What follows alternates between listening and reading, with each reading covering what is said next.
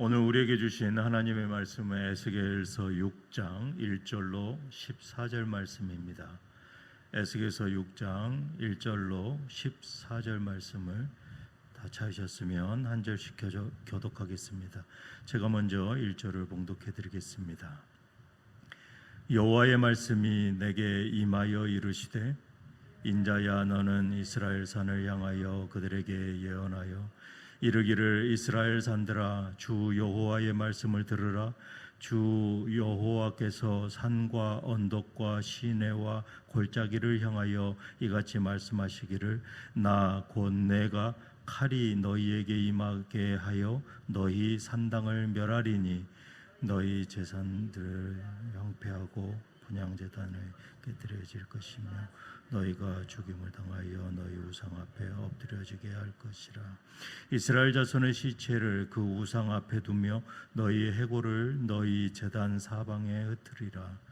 내가 너희가 거주하는 모든 성읍이 사막이 되게 하여 산당을 황폐하게 하리니 이는 너희 제단이 깨어지고 황폐하며 너희 우상들이 깨어져 없어지며 너희 분향제단들이 지키며 너희가 만든 것이 폐하여지며 또 너희가 죽임을 당하여 엎드려지게 하여 내가 여호와인 줄을 너희가 알게 하려 함이라.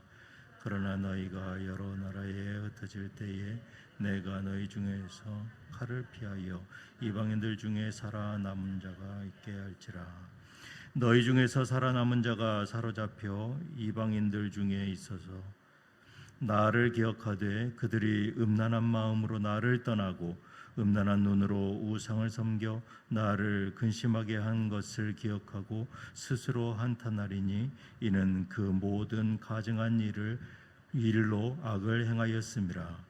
그때야 그들이 나를 여호와인 줄 알리라. 내가 이런 재앙을 그들에게 내리겠다 한 말이 헛되지 아니하리라. 주 여호와께서 이같이 이르시되 너는 손뼉을 치며 발을 구르며 말할지어다. 오호라 이스라엘 족속이 모든 가증한 악을 행함으로 마침내 칼과 기근과 전염병에 망하되 먼 데 있는 자는 전염병을 죽고 가까운 데 있는 자는 칼에 엎드러지고 남아있어 애워싸인 자는 기근에 죽으리라. 이같이 내 진노를 그들에게 이룬즉 그 죽임당한 시체들이 그 우상들 사이에 제단 사방에 각 높은 고개 위에 모든 산 꼭대기에 모든 푸른 나무 아래에 무성한 상수리 나무 아래 곧 그 우상에게 분향하던 곳에 있으리니 내가 여호와인 줄을 너희가 알리라.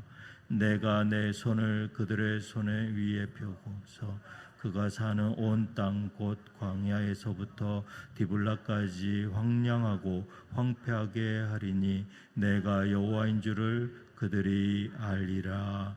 아멘. 저는 오늘 본문 말씀을 가지고 여호와를 인정하는 삶이라는 제목으로 은혜를 나누기를 원합니다. 오늘 우리에게 주신 이 말씀은 하나님이 이 에스겔 선지자를 통해서 이스라엘 산들을 향해 심판을 선언하십니다. 그 심판의 중심에는 우상 숭배에 대한 하나님의 분노, 그리고 그 가운데서도 은혜를 베푸시는 이 하나님의 자비하심을 말씀하고 있습니다. 그리고 무엇보다 중요한 것은 이 모든 과정을 통해서 하나님께서 이루고자 하시는 그 목적이 분명하다라는 것입니다.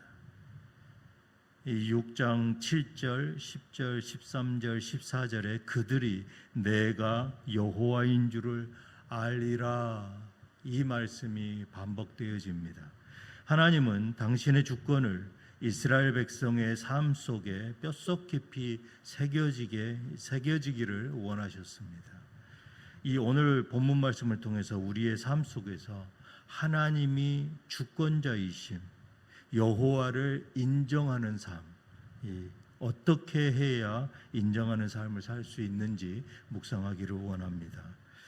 이 오늘 본문의 6장을 읽기만 해도 두려움에 사로잡힐 만큼 강력하고 엄중한 이 하나님의 심판의 메시지입니다.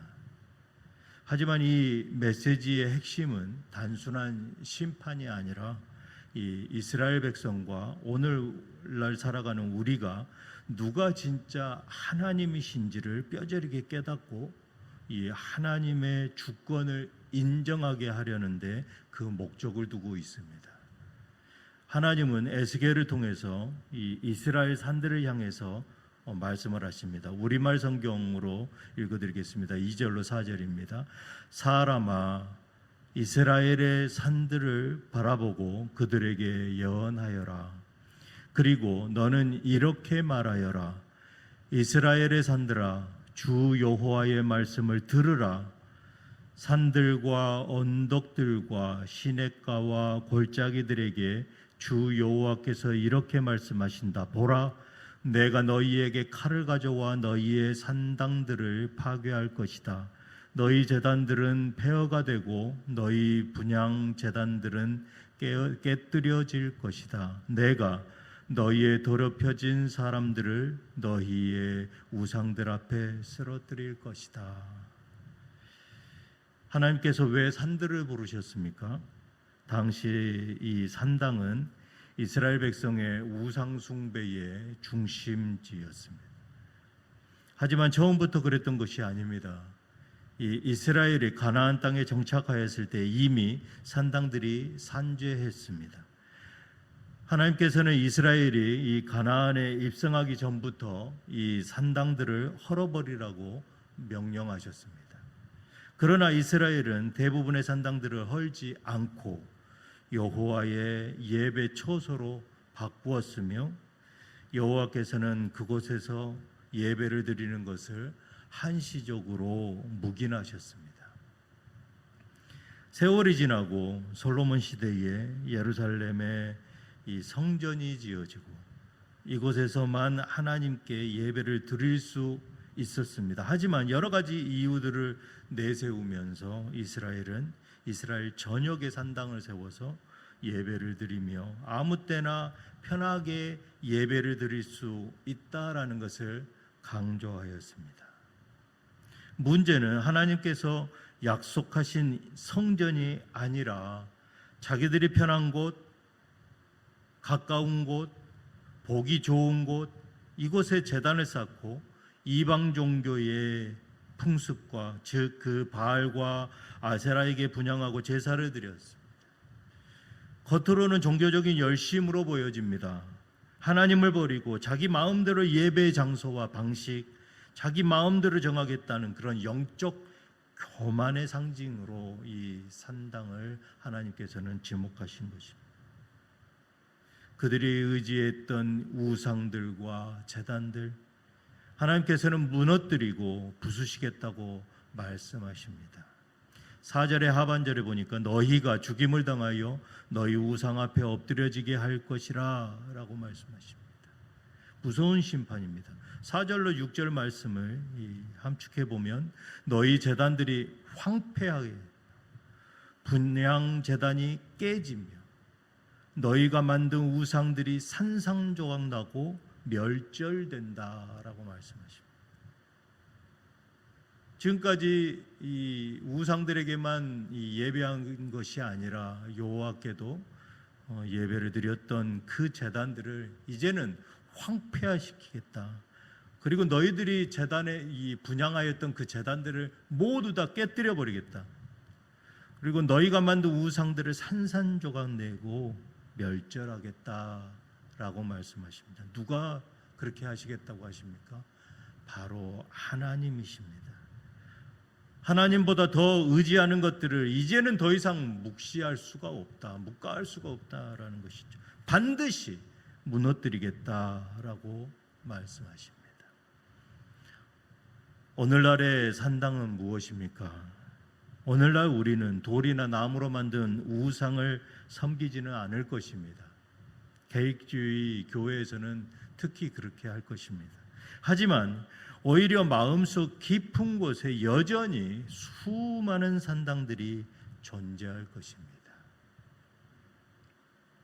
내 자존심, 돈, 성공, 인기, 자녀, 커리어 혹은 심지어 종교적인 행위조차도 하나님보다 더 우선시 여기고 중요하게 여긴다면 그것이 바로 곧 산당인 것입니다.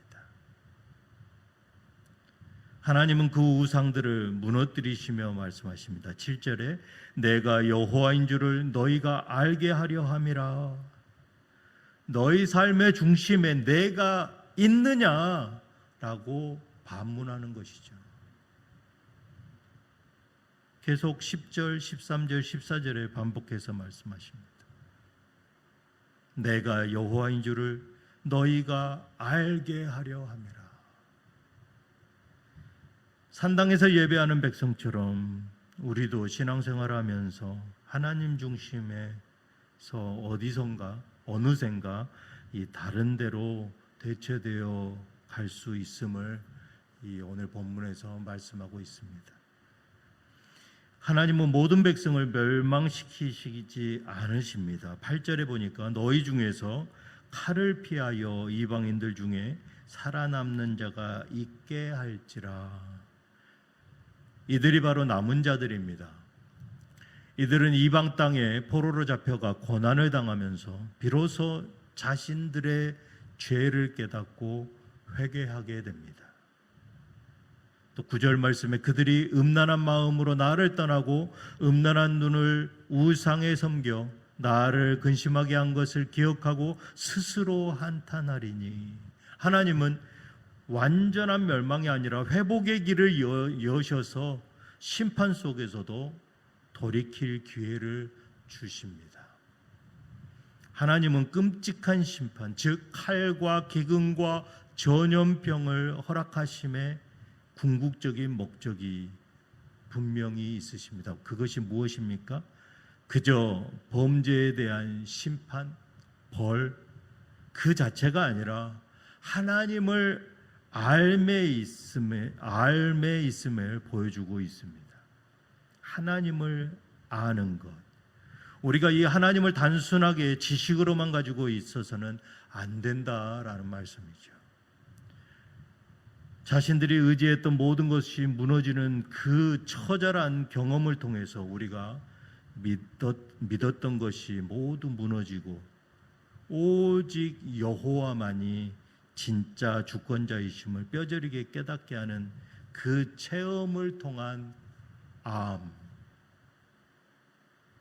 그 암이 있어야 한다라는 것이죠. 그렇다면 남은 자로 살아가는 사람은 어떠한 신앙생활을 해야 할까요? 무너진 삶에서 건짐을 받은 우리, 더 이상 과거의 우상에 사로잡혀 반복해서는 안 된다라는 것입니다. 나는 원래 이런 사람이에요. 나는 변치 않아요. 나는 한결같은 사람입니다. 하나님이 아시지만 나는 한결같아요.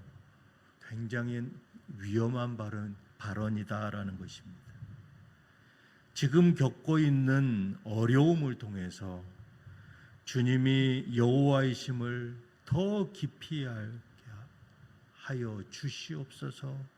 이러한 기도를 날마다 하는 삶, 이러한 질문을 날마다 삶 속에서 되뇌어야 한다라는 것입니다. 우리는 불안한 존재입니다. 날마다 주님 앞에 나아가서 주님이 여호와이심을 더 깊이 알게 하여 주시옵소서라고 자복하여야 할 것입니다. 오늘 본문 마지막 부분에서 에스겔은 심판을 외칩니다.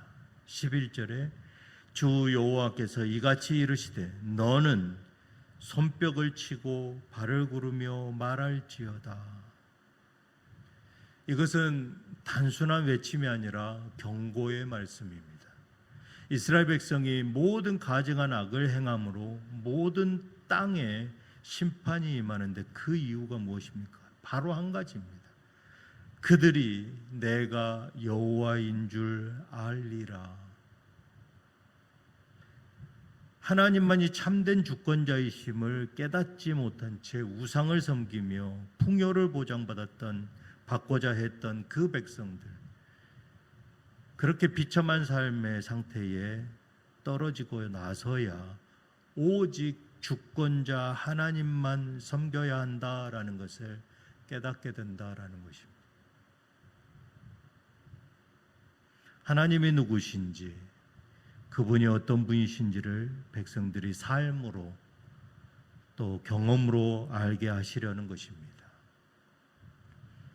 죄가 잉태하여 사막을 낳기 전에 즉시 회개하고 그 고리를 끊어야 합니다. 그분이 왕이십니다. 그분이 주인이십니다. 그분이 심판자이시고 또한 그분이 구원자이심을 우리는 반드시 기억해야 합니다. 이스라엘은 실제로 무너졌습니다. 하나님은 이러한 심판자이십니다. 하나님은 당신이 하신 말씀을 분명히 지키시는 분이십니다. 오늘 우리도 이 하나님의 주권을 무시한 채 살아간다면 그 심판은 반드시 임한다라는 것입니다. 그러므로 우리는 삶으로 하나님의 주권을 증명해야 합니다. 우리의 일상과 직장, 또 가정과 신앙생활 속에서 하나님의 주권을 실질적으로 인정하고 있는가 돌아보아야 할 것입니다. 예배는 주님의 주권을 높이고 예수 그리스도의 이름을 찬양하며 영광 돌리는 자리입니다. 기도는 내 의지를 각인하는 시간이 아니라 내 뜻을 꺾고 주님의 뜻을 따라 순종하는 그러한 훈련인 것입니다. 헌신과 순종은 내 삶을 그분께 맡기는 고백입니다. 이 고백은 우리를 내 뜻이 아닌 주님의 뜻에 순종하고 겸손한 태도로 살아가는 그러한 삶을 바꾸어 주신다라는 것입니다. 하나님이 여호와이심을 우리는 믿습니까? 하나님이 나의 주권자이심을 믿습니까? 금붙이로 십자가 목걸이로 하고 다녔던 것이 한참 유행한 적도 있습니다. 하지만 개신교에서 개혁주의 신앙을 가지신 분들은 이러한 말씀 앞에서 겸손해지면서 그러한 금붙이를 없애는 운동을 한 적도 있습니다. 그것이 혹여 나의 신앙을 자랑하는 모습이 되지는 않을까 십자가 앞에서 겸손하게 나아가는 것이죠. 하나님은 우리 각자의 삶을 통해서 이렇게 말씀하시기를 원합니다. 너는 나를 여호와로 인정하느냐? 다시 말해서 내가 주인 삼은 모든 것을 내려놓았느냐? 오늘 이 시간 이 질문에 나의 삶을 통해서 아멘으로 화답하는 저와 뉴장의 모든 성도들 이 아침이 되시기를 주님의 이름으로 축복합니다. 다 같이 기도하시겠습니다. 사랑의 주님, 이 시간 내가 주인 삼은 모든 것을 내려놓길 원합니다. 내 삶의 어느 것과도 주님을 바꿀 수 없음을 이 시간 고백합니다. 하나님이 아닌 다른 것들을 우상 삼은 나의 잘못된 습관을 모두 깨뜨려 주시고 십자가 중에도 우리를 은혜 가운데 붙들어 주시니 감사를 드립니다. 그 심판의 때에 우리가 주님을 온전히 알게 하여 주시옵소서. 이제는 말이 아니라 나의 삶을 통해서 하나님의 주권을 인정하는 삶 살아가게 하여 주시옵소서. 우리 주 예수 그리스도 이름으로 기도드리옵나이다. 아멘.